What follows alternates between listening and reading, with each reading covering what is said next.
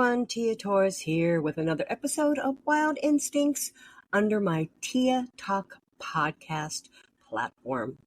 So I think the last time we were here, we were talking about desensitizing and correlating how we did that with the animals I worked with for the movie The Jungle Book and comparing it to how it could be done with your dogs.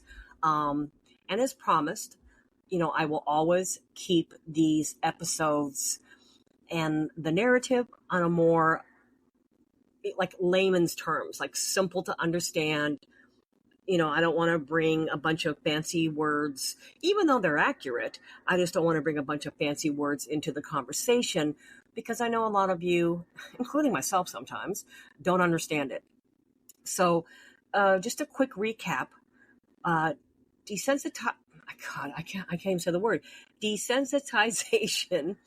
Basically what that means is getting your dog comfortable with something that makes him uncomfortable, but in a slow and patient way. Okay? If he is scared of something, it's not just forcing him into the situation, it's taking it slow. So that's what that means. So that was last week's episode. Today I want to talk about the next phase of the training that we did to prepare actually for the filming of the movie The Jungle Book. Now, in having to start to get the animals used to each other, again, it was a slow process. It was about a week of just walking around, hanging out, seeing each other from a distance. So now we were going to up the ante a little bit. We were going to start actually having them complete actual training exercises around each other.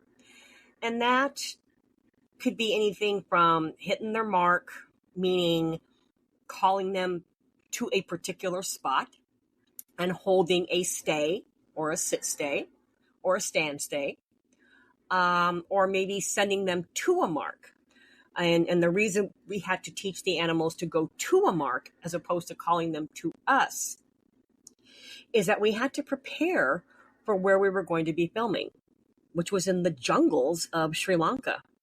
So we did not know what we were going to be up against, and we had to just assume that in some of the scenes we were filming that we might not be able to get like a second trainer to maybe hide behind a tree to call one of the animals to him or her. So we might have to send the animal to a place to stay. And in doing this, we started to practice around all the other animals. Now, don't get me wrong. We didn't have them walk up and sniff each other and hang out and touch each other. We never, ever, ever did that.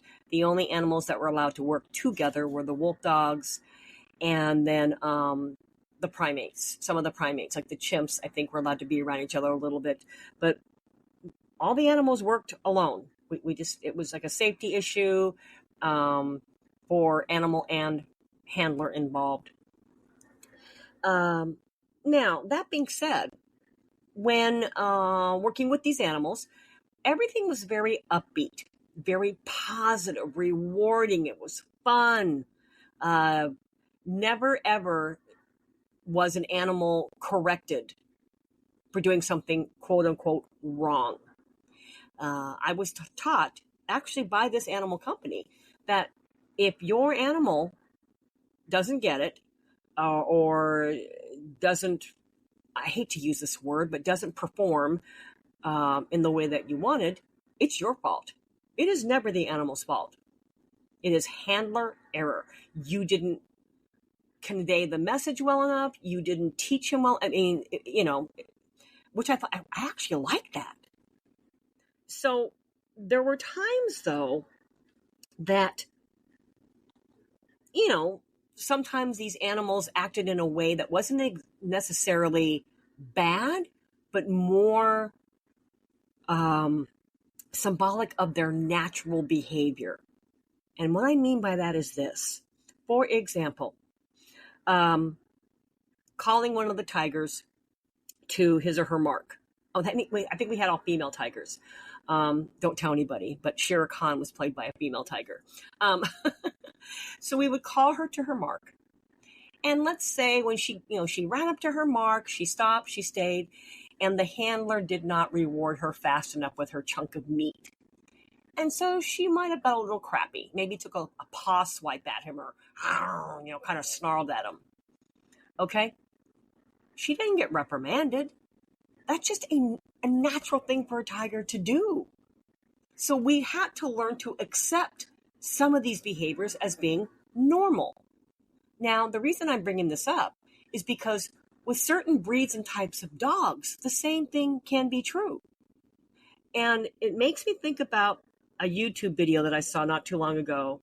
Oh my God, just ripped my heart out. This guy who calls himself the dog daddy, this trainer who can fix your dog for thousands of dollars in, a couple of hours. And I see this video, and these people bring their 2 Tibetan Mastiffs because they are aggressive. Well, no, duh. That's what they're bred for. They're guardians. They're bred to be aggressive. It's what they're supposed to do, and they're only supposed to protect their family. So here's this dog daddy dude, got muzzles on these 2 Tibetan Mastiffs. He's whipping them around on a leash, and I'm just horrified that he is not acknowledging and telling the owners, well, then you picked the wrong dog to buy. That's what he should have done. He should have said, this is what these dogs are bred to do. It's no different than buying a Labrador or getting a Labrador and then complaining and going to a trainer and saying, my lab won't stay out of the swimming pool. And the problem is what exactly? Labrador Retriever being the key word. Okay? That's what they're bred to do. Jump into water, ponds, lakes, rivers, and retrieve. So it just chaps my ass when I see these trainers that don't even acknowledge the breed of dog. It's no different than, well, we're going to have to set aside an episode for this one. But when someone comes to me and says, my pit bull is dog aggressive, I'm like, Oh, that's the problem. Well, yeah. And it's kind of like genetic. And I don't buy into this. It's all in how you raise them. It is absolutely not. Okay, I'm going to tell you that right now. Can it play a part in it? Sure. But it is genetic. No different than saying, oh my gosh, the tiger attacked me and chased me down. Oh, that's a problem. It's genetic. So being around these exotic animals and learning all the different natural behaviors, I'm telling you, it opened my eyes wide open years later to when I became a dog trainer.